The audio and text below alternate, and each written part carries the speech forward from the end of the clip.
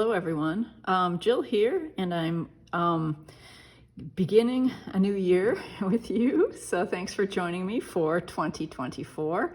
And those of us here at A Cherry on Top have a much enlarged design team that we're really excited about. So there are a lot of new people who are going to be presenting videos in this hop on the subject of something new. And so many of them, I think, are going to be trying new techniques and sharing their findings with you. And I think my video will probably seem a little different because what I want to do is what's called a Techo Kaigi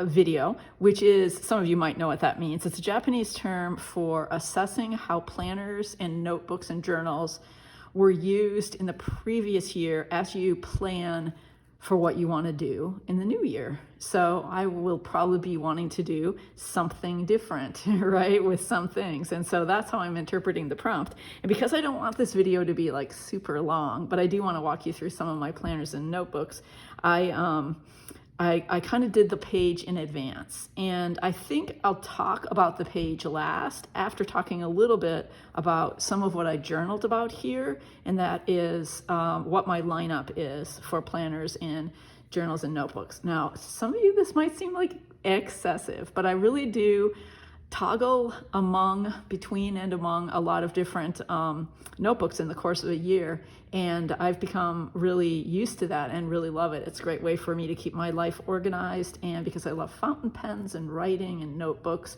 this is just plain fun for me. So let's get started. And let's see, I thought I might start with the planner side of things. This is my planner, and I have a relatively new cover. I used a different one in 2023, but have been breaking this one in. This is from Baumkuchen, and it's just a plain leather cover for the J-Boon Techo. And see if I can find the first page. This is still my 2023. Yeah, there you go. And I used it, as you can see, every week, every month. I got really good use out of it. This gives you kind of a glimpse of some of the ways that I decorated. I use washi tape, I use stamps, I use stickers and all sorts of things just to like delight myself as I plan my week. But the method that I found worked really well for me that I want to continue with this year is a list. Go to the most recent, which is not very filled out, but a list along this side of to-dos, and then I use a dot marker to indicate which ones I've completed, and then I move them to the next week. And that way I can keep my actual schedule part of this, where I write in what I have to do, fairly minimal, so I can see really clearly what my appointments are, what my classes are, what's filling the day. And I find that works really well for me. I've used approaches before where I try to get too detailed and then it just gets confusing. And working from the to-do list is kind of my most important strategy. And I don't personally really care too much about priorities. I just want to see what all the things are, and then I can grab something to do, because sometimes the top priority doesn't really fit in the time I have. Anyway, I feel really good about this. The one thing that I want to add, because there's something new, I think, for every notebook, is I want to do more with money tracking, like purchases and so forth. And so I'm going to have a certain area of the planner each day designated to that, and then maybe a whole separate page to kind of track it, keep count of budgeting, finance, and that sort of thing. But I want to incorporate that in my main planner for 2024. So that's what's new for that. Other things that I simply pretty much write in. This is another Baumkuchen cover, just a cloth one, on my reading notebook. Now, my reading notebook, I don't start a new one every year. I just continue on. And this is, let's see, this is a Stalogy notebook, and they are like 365 pages. So I think I'm on like page 200 and something. Yeah, like about 230 231 as I start my next spread. What's new for this, I write in it, write down ideas about what I've read, things I might want to bring out in my teaching, things I want to remember and ponder. I want to do a little bit more of quick writing, 10 minutes or so of writing after every reading session. I've had that goal before, but I really want it to be something that comes true in 2024. So that's what's new there. This is my bullet journal. Now my bullet journal, this is a Hobonichi one-piece cover. My bullet journal is extremely messy and filled with lists and things that I need to keep track of. And I like to do fleeting notes, things I might want to journal about and so forth. So it's not like the traditional bullet journal that's used as a planner and beautifully constructed. It's much more my kind of hold all. And I think the fleeting notes have worked really well for me in the past, and sometimes I drop them. So my resolution for this is just to do more with that. It's really a good way to capture things before they get lost from memory. Okay, speaking of memory, I'm now kind of moving into my journaling and memory planning. I use and have used, this cover is like 3 years old, and I got it as a birthday present. It's a Chic Sparrow. It's just wonderfully filled with patina and scratches and so forth. I've got a couple other notebooks in here. One is like a brainstorming notebook, but this main one, you can see the side, it's like heavily decorated, and I love the thin paper because I really can do so much in here. But this is my daily journal, and I've used the Hobonichi Avec. It's a A5 size cousin Avec, which means that it's in 2 parts. So I just use January to July and then pick up the second half in the second notebook. Works great for me, perfect amount to carry around. This goes almost everywhere with me, and I write in it daily. So that's my regular journal. And then the ones that I share on Instagram are my TNs. So you've seen these before. I want to kind of keep a TN focus. I'm going to kind of let Project Life go for the coming year, sadly, because I love it, but I can't do everything. And I'm still going to have 2 12 by 12 albums, one for the chronology of the year and one for travel pages. I have a separate travel album. But the 2 that I've been using, this I'm calling my Jottings notebook. It's an olive TN. And I've really been loving it. I returned to it, so it's not completely new. I'm thinking of it as new for 2024 and getting started at the end here of this year.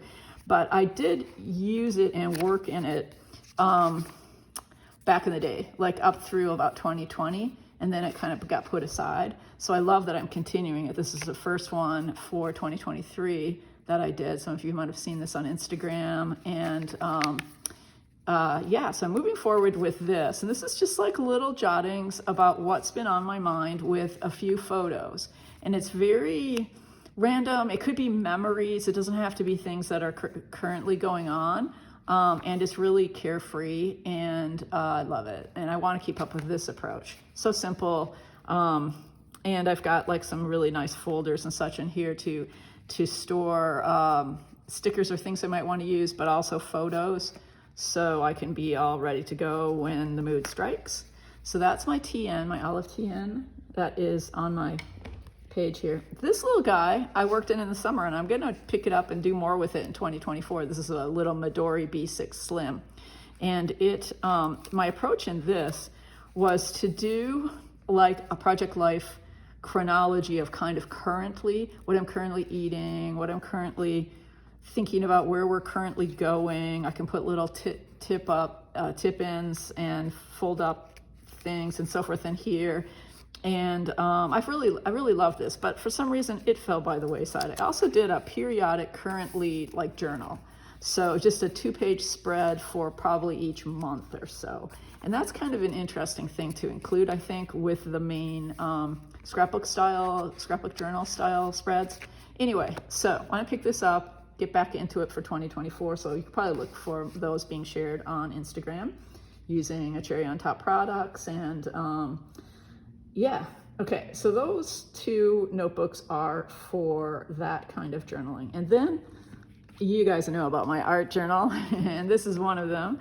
I love how chunky this has gotten. These little handmade journals are from a small seller named Quill and Arrow, and I love her books.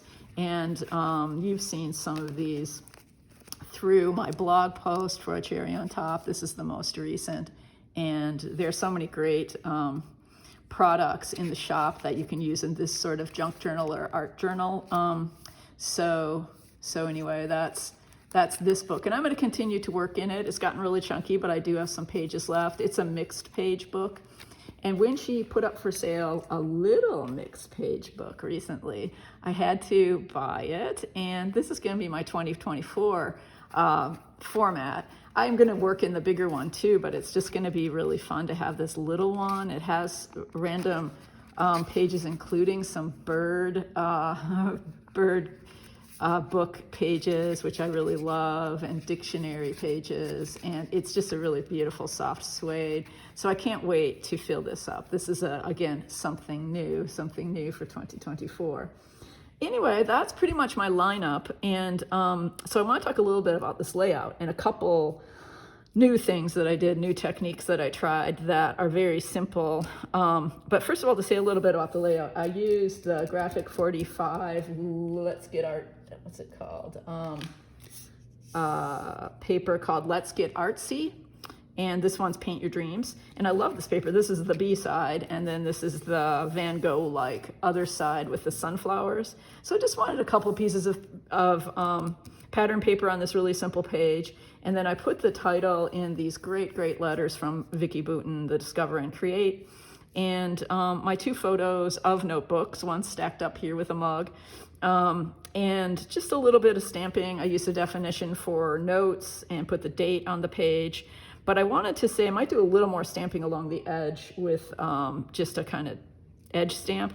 I haven't adhered this. I wanted to talk a little bit about this. One new thing that I did in 2023 is I got really obsessed with these cover plate die cuts. You know what they're like. They're for cards, and you could put bright colored pattern paper and so forth. And I can't wait to experiment with different ways of using it. But for this, I wanted it to be a little bit like one of those French memo boards, you know, like with ribbon or string, and things fall into, instead of be pinned on, they just kind of slip in. And I thought it was really cool how you could still really see the photo well. So I'm going to adhere that right there and make it my second photo. My journaling is kind of all about what we just talked about, a summary of the things that I'm going to do that are new, and I circled all the new. Yeah, the only other technique I want to talk about, because I happen to have this out, is making your own distress ink pads.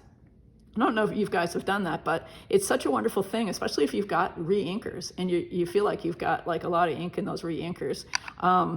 Just get one of these distress ink DIYs. It's just a plain pad, and you can get it in the shop. And it doesn't really matter if it's the gray one or the black one.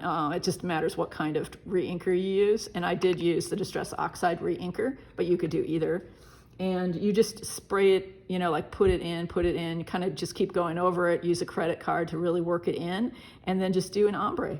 And this one, as you can see by looking at it and looking at my cover, is like purples and blues and a green.